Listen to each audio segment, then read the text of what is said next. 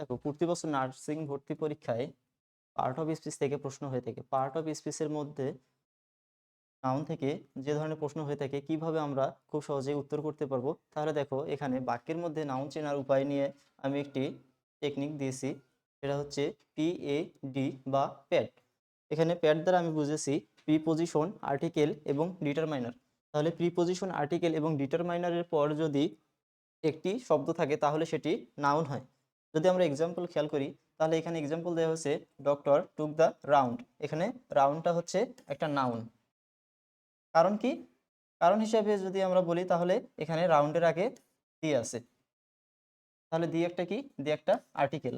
তাহলে এভাবেই যদি প্রিপোজিশন, আর্টিকেল এবং ডিটারমাইনারের পর একটি শব্দ থাকে তাহলে সেটি নাউন হয়। তাহলে এখানে রাউন্ড শব্দটি একটি নাউন। এটা তো গেল বাক্যের মধ্যে নাউন চেনার উপায়। যদি আমরা শব্দ হিসেবে নাউন চিনি তাহলে আমরা কিভাবে চিনবো, তাহলে একটু খেয়াল করি। শব্দ দিয়ে নাউন চেনার উপায়। তাহলে এখানে একটা আমি ছন্দ লিখেছি। ছন্দটা হচ্ছে, একদা অন্স রবিন হুড দেখলো কিছু মানুষ শিপ সহ ডুবে যাচ্ছে। সে উড়ে এসে শিউ করে সবাইকে রক্ষা করে নিজের নাম সমুন্নত করে। তাহলে এখানে আমি কিছু ইংরেজি এবং বাংলা লিখেছি। ইংরেজিগুলো যদি আমরা খেয়াল করি, এখানে যে অনস আছে, এই অনস দ্বারা আমরা বুঝিয়েছি ANCE। এটার এক্সাম্পল হিসেবে আমরা খেয়াল করি ইগনোরেন্স। তাহলে শেষে কি আছে? ANCA আছে। তাহলে শেষে যদি ANCE থাকে তাহলে সেটা কি হবে? নাউন হবে। এরপরে হুড, হুড দিয়ে যদি আমরা খেয়াল করি তাহলে দেখো চাইল্ডহুড, শেষে কি আছে? হুড আছে। এরপরে মেন দিয়ে আমরা বুঝিয়েছি মেন্ট। দেখো ডেভেলপমেন্ট, শেষে কি আছে? মেন্ট আছে।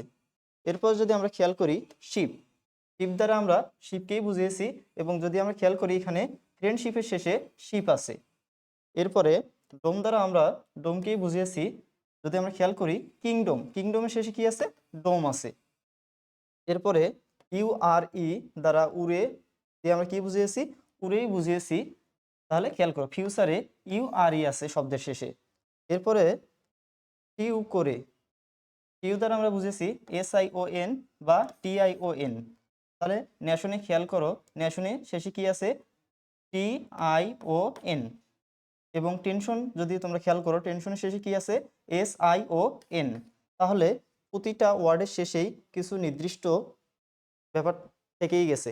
দেখো এখানে ইগনোরেন্সের শেষে ANCE আছে, চাইল্ডহুডের শেষে HWD আছে, ডেভেলপমেন্টের শেষে MENT আছে, ফ্রেন্ডশিপের শেষে শিপ আছে, কিংডমের শেষে ডোম আছে, ফিউচারের শেষে URE আছে, ন্যাশনের শেষে TION আছে এবং টেনশনের শেষে SION আছে।